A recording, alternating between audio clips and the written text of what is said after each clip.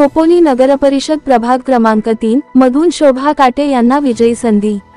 खोपोली नगर परिषदेच्या निवडणुका जाहीर झाल्या असून प्रभाग क्रमांक 3 मध्ये शोभा काटे यांना विजयी होण्याची सुवर्णसंधी आली असून मागील निवडणुकीत थोड्याफार फरकाने मागे पडलेल्या शोभा काटे यांच्या पाठीशी राष्ट्रवादीची ताकद वाढल्याने यावेळेस विजयी भाव म्हणून त्यांना मतदार संधी देणार असे चित्र निर्माण झाले आहे।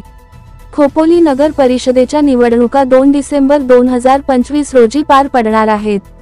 प्रभाग क्रमांक 3 मध्ये महिला, अनुसूचित जाती व सर्वसाधारण असे 2 गट पडले असून महिलांमध्ये सर्व पक्षांमधून उमेदवारांची चाचपणी सुरू आहे।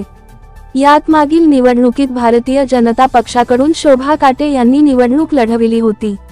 ज्या ठिकाणी भाजपा पक्षाचे अस्तित्व नव्हते तेथे त्यांनी प्रचंड मते घेतली व थोड्याफार फरकाने विजयापासून दूर राहिल्या, परंतु आता त्यांनी राष्ट्रवादी पक्षात प्रवेश केल्यापासून त्यांच्या कार्याचा झंझावात जोरात सुरू आहे।